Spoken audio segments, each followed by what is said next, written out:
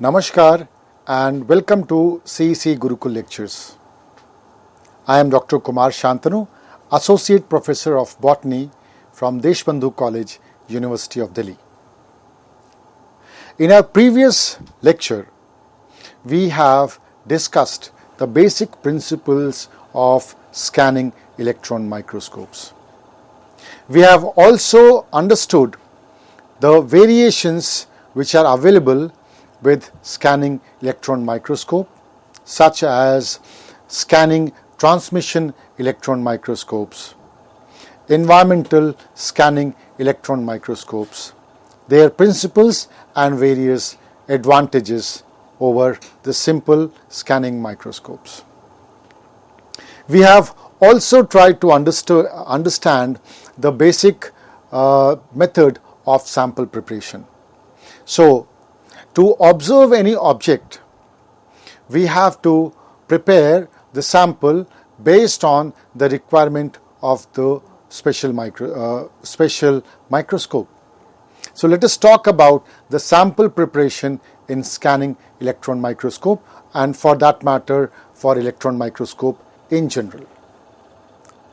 So the biological material contains large quantities of water. Since the transmission electron microscope works in vacuum, the water must be removed. The tissue is preserved with different fixatives to avoid any disruption due to loss of water. So let us try to understand how these samples are prepared. So the sample is treated with certain fixatives. These fixatives also aim to stabilize the specimen's mobile macromolecular structures by chemical cross-linking of proteins with aldehydes such as formaldehyde and glutaraldehyde, and also the lipids are cross-linked with osmium tetroxide. After this fixing, the tissue is then dehydrated in alcohol or acetone for dehydration.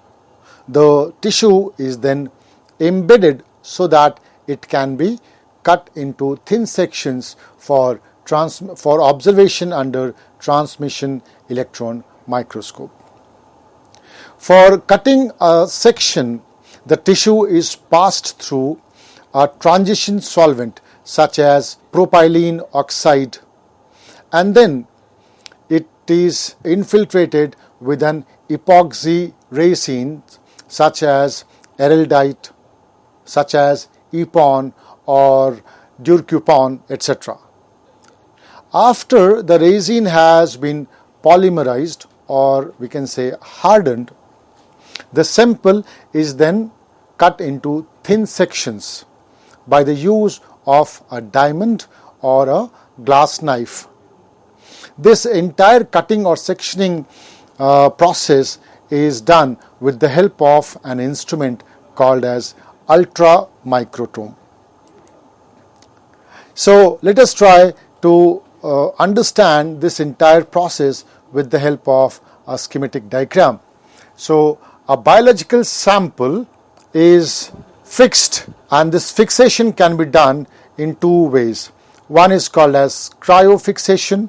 That means the sample is fixed at a very low temperature so that the entire internal structure and macromolecular components remain intact. Or they can be fixed using certain chemicals. So the chemicals used for such type of fixation happens to be acetaldehyde or glutaraldehyde.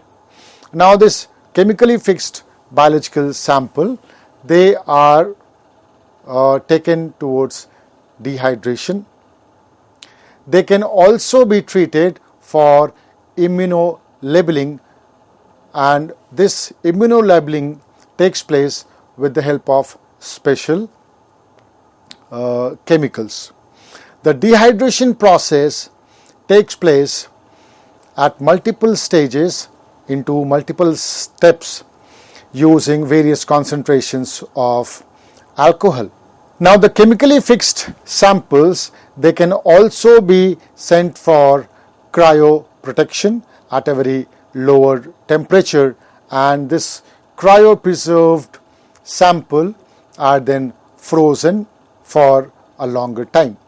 So after these treatment of chemically fixed samples, either by dehydration or after immunolabeling or by freezing, they are subjected to the treatment or infiltration with some resin materials. These resin materials, they infiltrate into the internal structures of the sample, and then they gradually get hardened.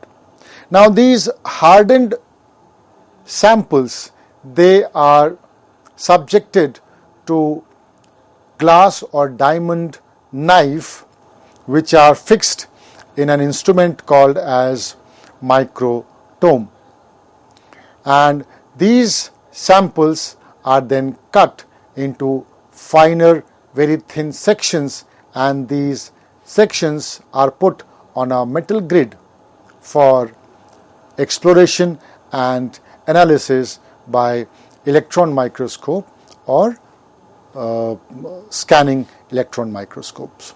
So since the sections are very thin, it becomes difficult to hold the sections, and to pick up sections, a boat is made around the glass knife, which is then filled with water, and when sections are cut, they float on the surface of water.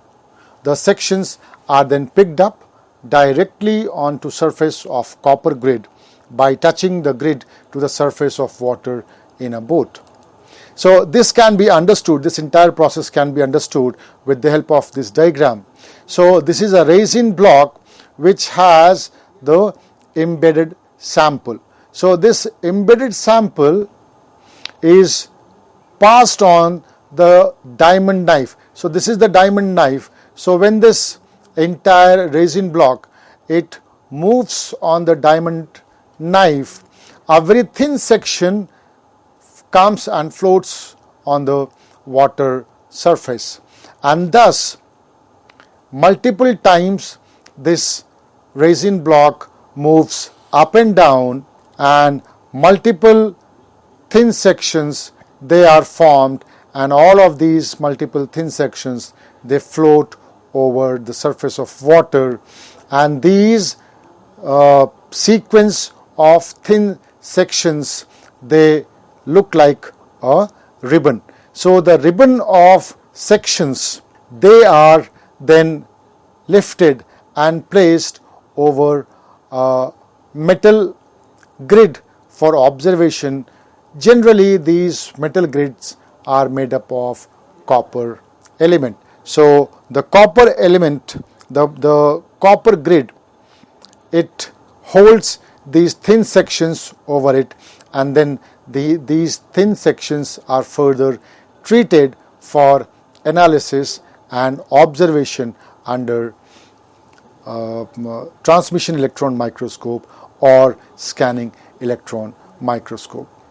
The instrument here which is used is called as microtome, and we can see the structure of microtome. So a microtome is basically a tool which is used to cut extremely thin sections, and ultra microtome is used for the preparation of ultra thin sections. These ultra thin sections can be of thickness up to 50 to 100 angstrom for observation under the transmission electron microscope. These microtomes, they use glass and diamond knives, and which cut very thin sections for electron microscopy. Here you can see a diagram, a picture of ultra microtome. This ultra microtome has a holder where resin blocks containing samples, they are fitted here, and in front of that there is a diamond or glass knife filled with water on which thin sections float. So this is a closer look at the head of microtome which holds the resin block. So this is the resin block, and this is the glass knife. This glass knife has a triangular structure and it has a water filled cavity, also called as boat. So when the resin block move down, a thin section passes from the glass knife onto the water which is filled here in this cavity called as boat, and thus multiple movement of these resin blocks up and down and multiple sections are released in the water filled in the boat in the form of a ribbon, and these thin sections, they are then placed over copper grid for further analysis and observation. So once the sections are placed on the copper grid, the staining is done with heavy metals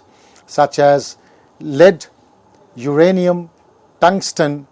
This staining is done to scatter imaging electrons and to produce contrast between different structures, because many materials are nearly transparent to electrons. So these very thin or weak or transparent materials, they are called as weak phase objects. So the coating of heavy metals allows the observation of these places called as weak phase objects of our specimen. The specimens can be stained inside the block on the block before embedding, or it can be done later also after the sectioning. So typically thin sections are stained for several minutes with uranyl acetate, and this process is followed by aqueous lead citrate, which can then be studied under electron microscope. So now, apart from this sectioning technique, there are multiple various techniques and steps which are used for preparing tissues for electron microscopy. And with the help of these specialized techniques, various different aspects of internal structure of any cellular specimen can be observed, and also because of these special techniques, the clarity and the resolution also enhances manifold times. So we are going to discuss 4 special techniques for preparing tissues for scanning electron microscopic observation. These 4 techniques are negative staining and positive staining. The second one is freeze fracture technique. The third one is freeze etching technique, and the fourth one is shadow casting. So let us try and understand these special techniques one by one. So what is a negative staining? So in contrast to thin sectioning, negative staining method is the easiest technique used in transmission electron microscopy for examining very small objects. The shape and surface appearance of small particles such as intact organelles or viruses can be examined without cutting these into thin sections. So what happens in negative staining?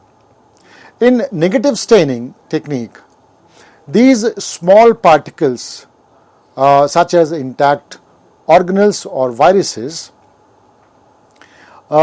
they are suspended in a small drop of liquid.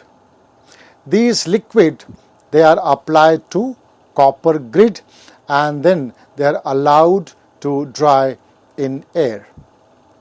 So this is a picture of representing a negative staining image. The resolution is very high, up to 200 nanometers. So what happens in case of negative staining? In negative staining, these specimens, they are suspended in a liquid. They are suspended in a liquid, and then the electron beams, they pass through these liquid. So the electron beams, they are deflected at various degrees because of the presence of specimen and the surrounding liquid medium. And this creates a very contrasting image of our object outline in a background of dark liquid. So this contrast of the outline gives a very unique and very clear picture of our object, which are very small in size. So after the specimen is allowed to dry in the liquid, a drop of stain such as phosphotungstic acid or uranyl acetate is applied to the surface. And when it is viewed under transmission electron microscope, the specimen is visualized against the stained dark background. In the closely related positive staining technique, a specimen is first reacted with the stain and the stain then is removed, producing a stained sample visible. So negative staining and positive staining, they resemble closely in their principle. The difference is that in case of negative staining, the sample is suspended in the liquid and then it is stained, whereas in case of positive staining, the sample is first subjected to the stains and then they are put under they are put into a liquid. So when the electron beams pass in case of negative staining, the background or the surrounding of the specimen looks dark and the specimen looks light, whereas in case of positive staining, the sample looks dark and the surrounding looks light, and thus it creates a very distinct contrast, giving us an outline of the virus or small cellular organelle. So let us try to understand the difference between positive staining and negative staining. So in case of positive staining, the samples undergo a lengthy process of fixation, incubation with heavy metal ions such as osmium, uranyl, then it is followed by dehydration, embedment, ultra thin sectioning and staining. The chemical moieties in the object show differential affinities for the heavy metal stains, which results into a clear outline of the viral bilayer envelope, viral envelope proteins, nucleocapsids and the dense nucleic acid containing the core. Whereas in case of negative staining, after a brief period of fixation, the samples are mounted directly on electron microscopic grids and then they are stained. The electron dense stain, which is phosphotungstic acid and uranyl acetate and other stains, these electron dense stains, they penetrate the individual virus and embed the particle in a matrix of stain. And due to density differences between the stain and the weakly scattering biological components of the virion, the virion appears as a transparent and detailed reverse image. So this can be understood with the help of this picture. So it shows a positive staining on the left hand side, which shows the virus as a dark object with a very light background. On the other hand, the outline of the virus here is shown as a light outline in a background of a dark background. So in both the cases, the peripheral area or the outline is very distinctly visible. Now the second special technique which we shall be discussing is freeze fracture technique.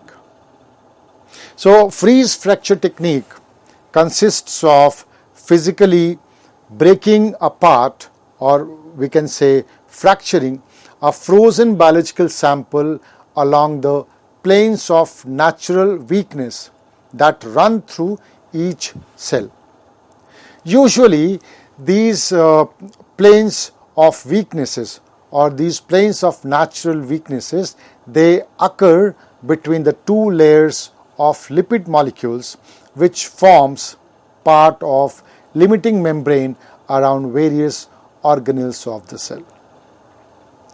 A freeze fracture replica is then made by vacuum deposition of platinum and carbon, and then they are observed under the scanning electron microscope. So what happens here is, in this technique of freeze fracture, any biological membrane is subjected to some strain, and because of the natural plane of weakness which lies between the two lipid layers of a biological membrane, these two lipid layers, they get separated, and the proteins which are embedded, they also move along with these lipid layers.